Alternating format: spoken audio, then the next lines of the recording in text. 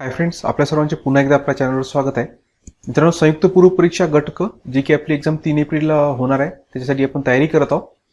आणि आपण आपल्या चॅनलद्वारे जी टेस्ट सिरीज लॉन्च केली आहे त्याचा प्रत्येक पेपरचं प्रत्येक प्रश्न आपण स्पष्टीकरणासह या व्हिडिओमध्ये स्पष्टीकरणासह पाहत असतो. तुम्हाला ही टेस्ट सिरीज जॉईन करायची असेल तर खाली मोबाईल नंबर स्क्रोल होतो, त्याच्यावर कॉन्टॅक्ट करून तुम्ही जॉईन करू शकता. आता खूप कमी दिवस, जवळपास 15 दिवस तुमच्या हातात आहे मित्रांनो. लवकरात लवकर ज्यांची सुद्धा इच्छा आहे आजच ही जॉईन करून घ्या, कारण की जितकी लवकर परीक्षा जवळजवळ येत आहे तसंच तर तुम्हाला हे सगळे 10 पेपर कव्हर करायला वेळ लागेल. तर आताही वेळ आहे, लवकरात लवकर आजच ही ज्यांना परचेस करायची करून घ्या. एकूण 10 पेपर्स तुम्हाला प्राप्त होणार आहे PDF स्वरूपात, आणि सोबत 10 ऑनलाईन टेस्टच्या लिंक सुद्धा प्राप्त होणार, ज्याच्यामध्ये तुम्ही ऑनलाईन टेस्ट लगेच सोडवल्याबरोबर तुमचा स्कोर सुद्धा तुम्हाला सबमिट झाल्याबरोबर कळणार आहे. त्याच्यातले राईट क्वेश्चन कोणते, रॉंग कोणते हे सुद्धा तुम्हाला कळणार आहे. आणि तुम्ही प्रथमच आपल्या चॅनलवर आला असाल तर लगेच चॅनलला सबस्क्राईब करून घ्या, बेल आयकॉनला क्लिक करा, जेणेकरून येणाऱ्या व्हिडिओची नोटिफिकेशन तुम्हाला भेटत आहे. मित्रांनो, व्हिडिओला लाईक करणे आणि शेअर करणे विसरत जाऊ नका. मित्रांनो, भारताचा सगळ्यात मोठा ऑनलाईन लर्निंग प्लॅटफॉर्म अनअकॅडमी आता MPSCच्या तयारीसाठी अवेलेबल झाला आहे.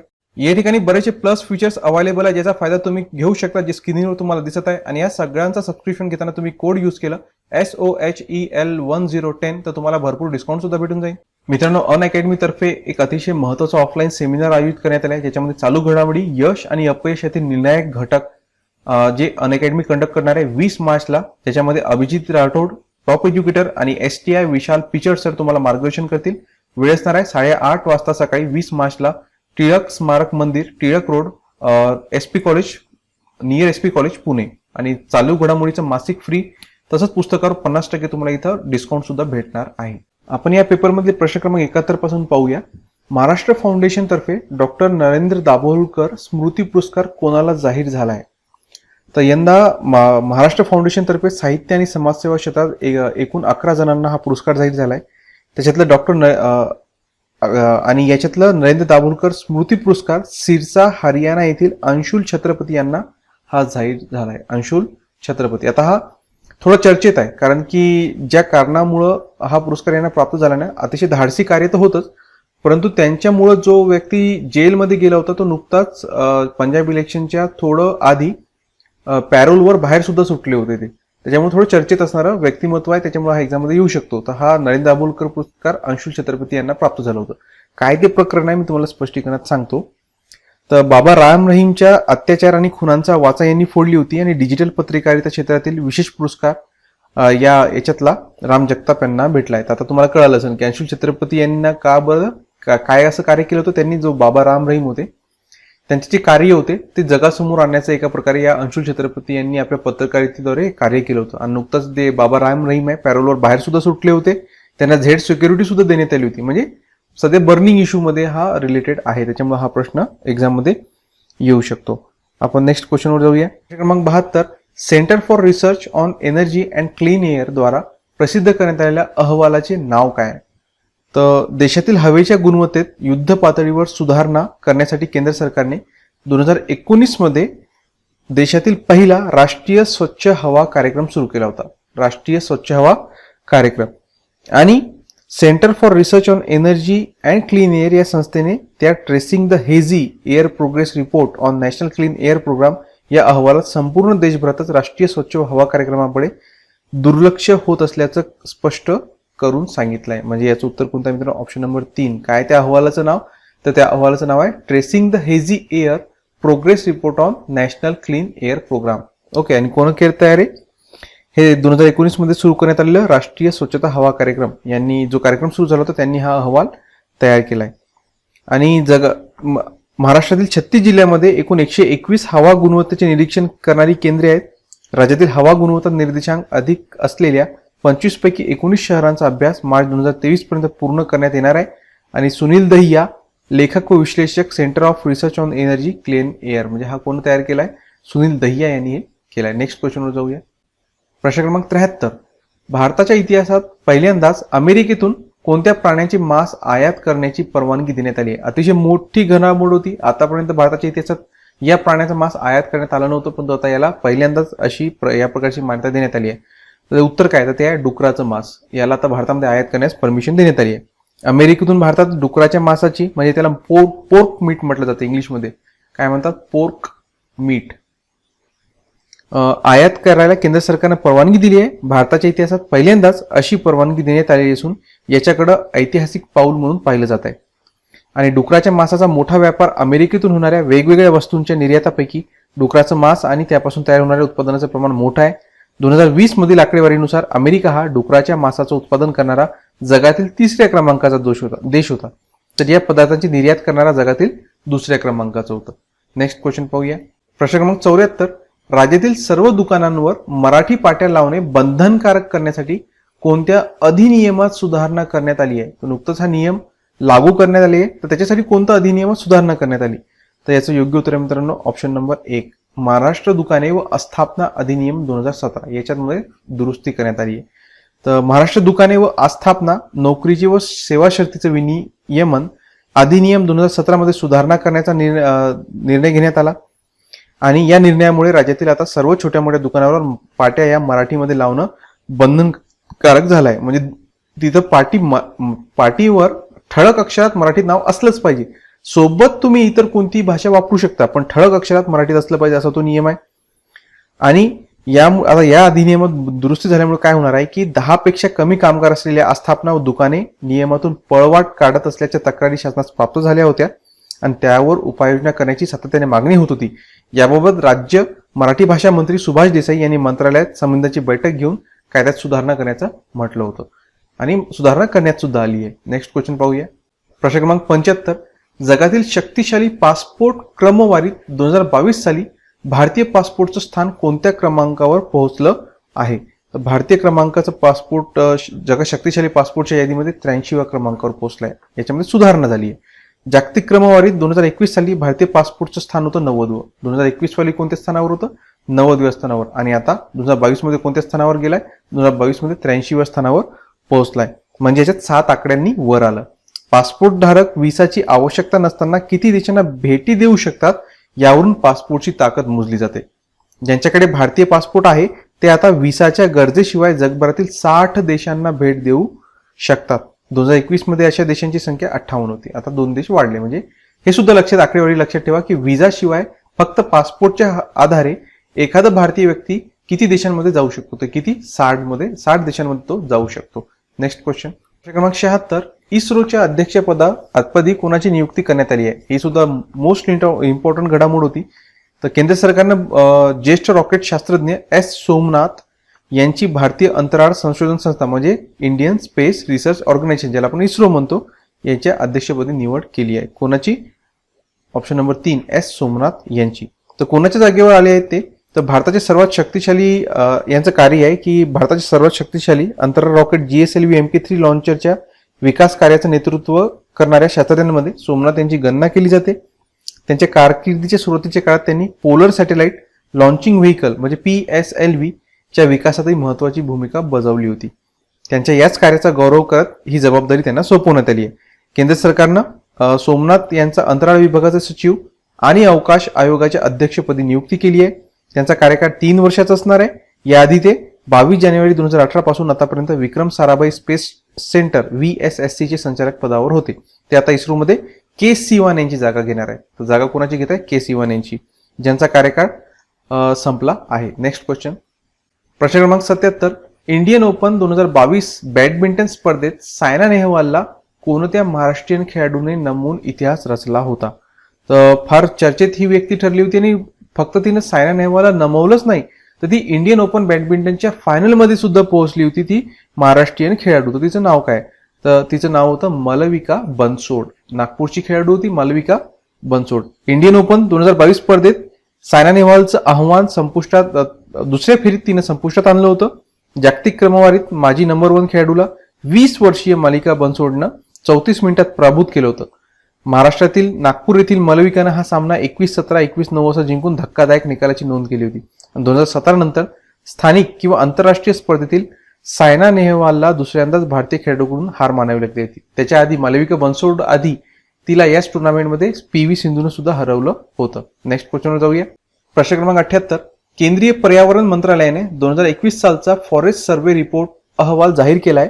त्या आधारे खालील योग्य विधान निवडा. देशभरातील वनांमध्ये गेल्या 2 वर्षांमध्ये एकूण 2261 स्क्वेअर किलोमीटरची वाढ झाली आहे. महाराष्ट्रातील वनक्षेत्र आणि वृक्ष आच्छादन यात एकूण 20 चौरस किलोमीटरने वाढ झाली आहे. तर हे दोन्ही सेंटेन्स या अहवालानुसार करेक्ट आहे. म्हणजे ऑप्शन नंबर 3 याचं उत्तर असणार. दोन्ही सेंटेन्स याच्यातले करेक्ट आहे. केंद्रीय पर्यावरण मंत्रालयाने 2021 सालचा फॉरेस्ट सर्व्हे रिपोर्ट जाहीर केलाय. त्यामध्ये ही माहिती देण्यात आली आहे. केंद्रीय पर्यावरण आणि वन मंत्री भूपेंद्र यादव यांच्या हस्ते हा अहवाल प्रसिद्ध करण्यात आला. देशभरातील वनामध्ये गेल्या 2 वर्षांमध्ये 2261 स्क्वेअर किलोमीटरची वाढ झाल्याचं दिसून आलंय. आणि वन आच्छादनाच्या बाबतीत मध्य प्रदेश या राज्याचा देशात प्रथम क्रमांक लागतो. म्हणजे देशात सगळ्यात जास्त वनक्षेत्र कुठे आहे, तो आहे मध्य प्रदेशमध्ये. महाराष्ट्रातील वनक्षेत्र आणि वृक्ष आच्छादनात एकूण 20 चौरस किलोमीटरनं वाढ झाली. म्हणजे महाराष्ट्रात सुद्धा वनांच्या संख्येमध्ये क्षेत्रामध्ये वाढ झाली आहे. Next question. अनअकॅडमीवर बऱ्याचशा बॅचेस सुद्धा लॉन्च झाल्या आहे. तारखेपासून सुरू होत आहे रणांगण कॉम्प्रिहेन्सिव्ह इंटिग्रेटेड प्री आणि mains batch for Rajyaseva exam. Mentors तुम्हाला स्क्रीनवर दिसत आहे आणि लिंक डिस्क्रिप्शन मध्ये दिली आहे. ज्याला कोणाला बॅच जॉईन करायची आहे लवकरच तुम्ही जॉईन करू शकता. प्रश्न क्रमांक 79. भारताकडून ब्रह्मोस क्षेपणास्त्र खरेदी करण्यास मान्यता देणारा देश कोणता? नुकताच हा करार झालाय, तर तो खरेदी करणारा देश कोणता आहे? आणि ब्रह्मोस जो क्षेपणास्त्र आहे ना, याच्यावर नक्कीच मित्रांनो एक्झाम मध्ये एकतरी प्रश्न येणार, कारण फार चर्चेमध्ये असणारं हे मिसाईल आता भारताचं जगभरात झालंय. तर भारताकडून जो खरेदी करणारा देश आहे त्याचं नाव फिलिपाईन्स. कोणता देश आहे? फिलिपाईन्स.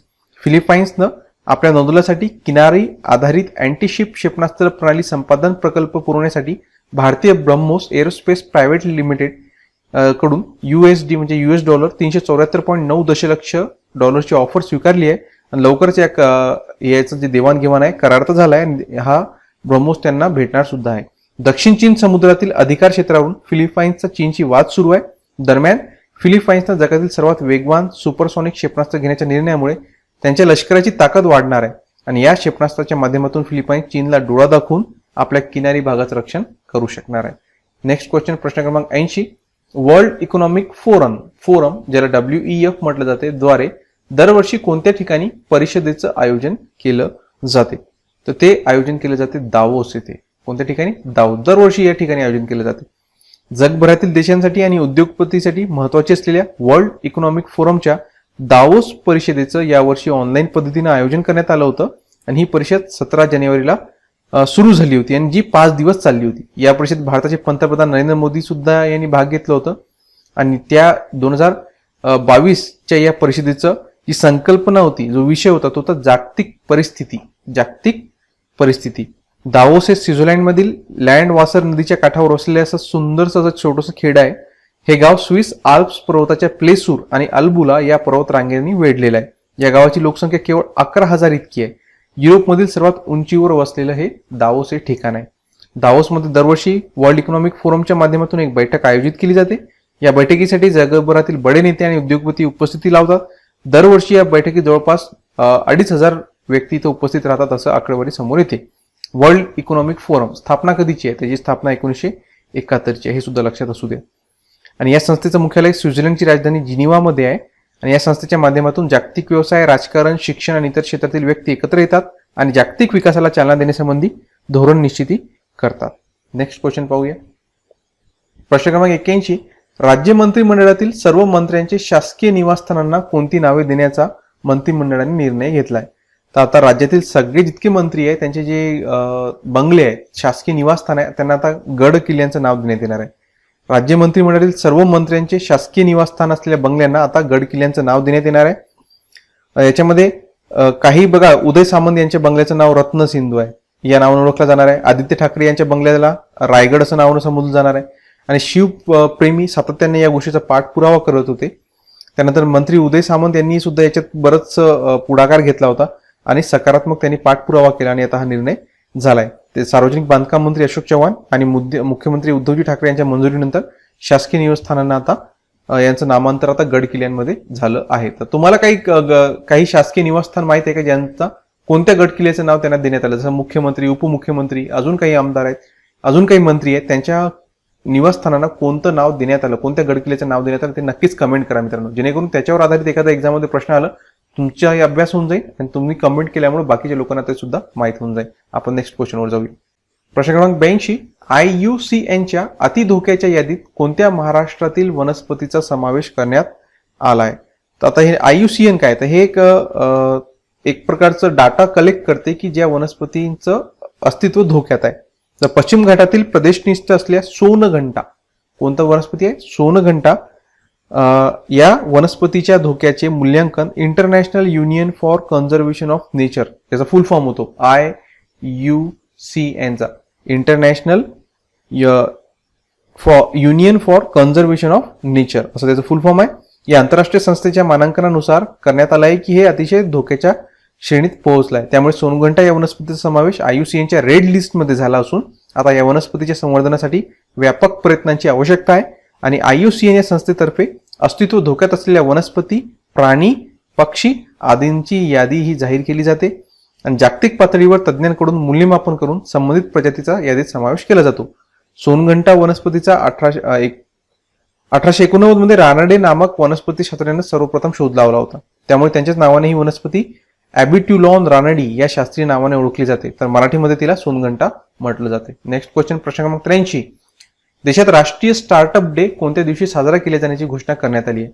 आता देशात बरेच यावर्षी नवीन दिनविशेष घोषित करण्यात आले, त्याच्यापैकी एक होता राष्ट्रीय स्टार्टअप डे. तर राष्ट्रीय स्टार्टअप डे आता असणार आहे 16 जानेवारीला.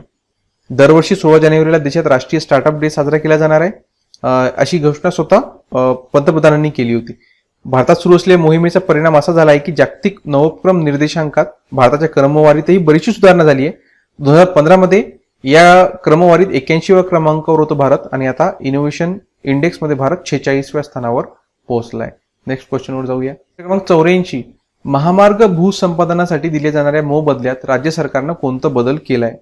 तर शुक्रवारी राज्याच्या महसूल विभागाद्वारे, शुक्रवारी म्हणजे मागच्या जवळपास फेब्रुवारी महिन्यामध्ये जी ही घडामोड आहे की राज्य शासनानं हे निर्णय घेतला आहे की भूखंडधारकांना राज्य किंवा राष्ट्रीय महामार्गासाठी कृषी म्हणजे शेत जमिनीचं अधिग्रहण झाल्यास 20% आणि अकृषक जमिनीचं अधिग्रहण झाल्यास 60% कमी मोबदला मिळणार आहे.